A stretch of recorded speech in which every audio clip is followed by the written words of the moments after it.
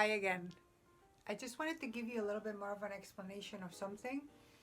I washed the blackboard nicely for you because there is one second part of the lesson that I realized that the activities kind of put it there and it is explained the lesson, but I didn't explain it to you before. So let me just tell you about that. There's something called compound verbs, like you know, which means that you have two things together. I shouldn't say things, two verbs together. For example, I am explaining the lesson. I'm just going to stay with the same sentence so that, we always like stick to the same sentence, okay? So I am explaining the lesson. See, this am explaining is compound because it's composed of two verbs, okay? One conjugated and one in the present participle or gerund, okay? I am explaining. Another one would be I want to explain. That would be I want plus the infinitive to explain. Those are compound verbs. Why am I making a big deal about this?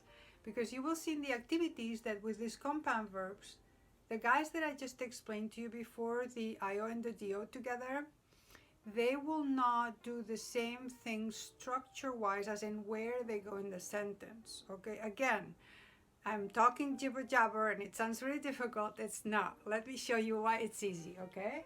I put the explanation here. This is what I would do if we were in a regular class, face to face, okay, with my big blackboard. Okay, so let's just stick to the same sentence. Yo,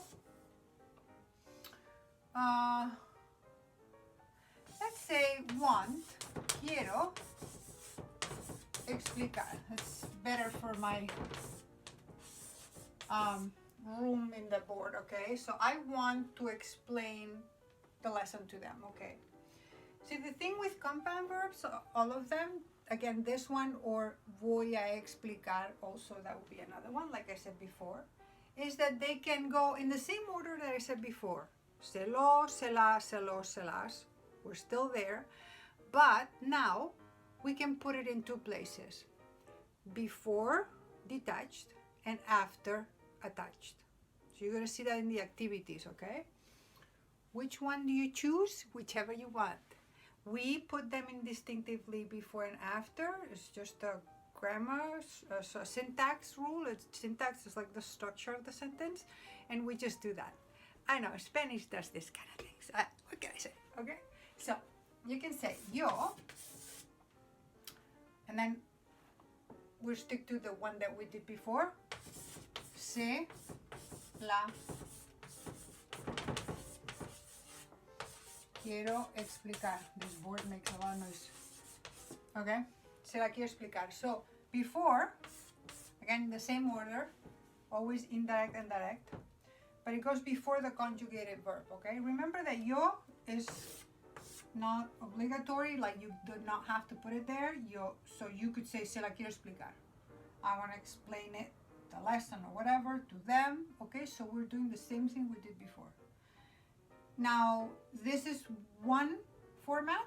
The next format is after, and then when it goes after, it will be attached. Ready? So yo quiero, and then explicarse la. Notice that I've just put it at the end, attached. They're both correct. You can use either. I always tell my students, choose whichever you prefer. Let me go this way so you can see so you can choose whichever you want. They're both correct. Sometimes they say, well, but what do I know? Or it's just stylistic. It's just the way you speak, okay? If you feel more comfortable just choosing one, that's fine. When you go into more advanced and you just want to use one in your compositions or when you're speaking. However, it's good to know that they both exist, because that way you will see it in your, when you're reading, and you will know why it's there, okay?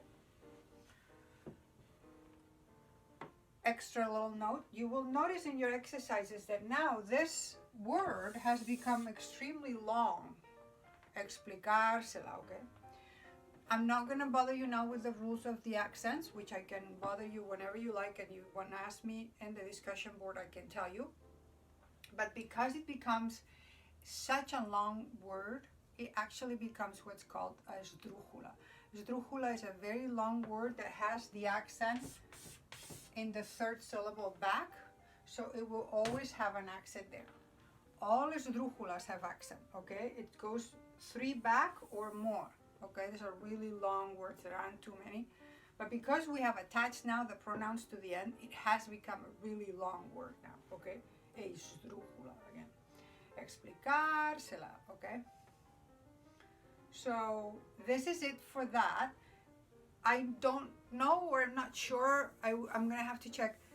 At this stage, I don't think they're talking to you about the commands, although some of these textbooks, sometimes they add the commands there, like they assume you already know them. So you will see this also in the commands. Let me just give you a quick example for those of you who already know this. Eat this. No, that's not good because that's actually a reflexive. Let's use the same sentence, huh? Explain it to me. So they're going to say, explíquemela. Explícamela. I'm sorry. So that mela will be at the end attached, okay? Why? Because we're just telling someone to do something. That's the command, okay? So that's the imperativo, the imperative, huh? Explícamela. I'm not going to put it there because that's a little more advanced, but I wanted to tell you that you will see it and you will think, oh, what is this? You know, that's just an order. You're giving orders, you're asking someone to do something. Explíquemela, explícamela. Depending on whether you're talking to and usted form. But let's not go there. That's for the next level, okay? All right, so I hope you like this and that this clarifies a little bit this subject of the indirect and the direct together, okay? Gracias.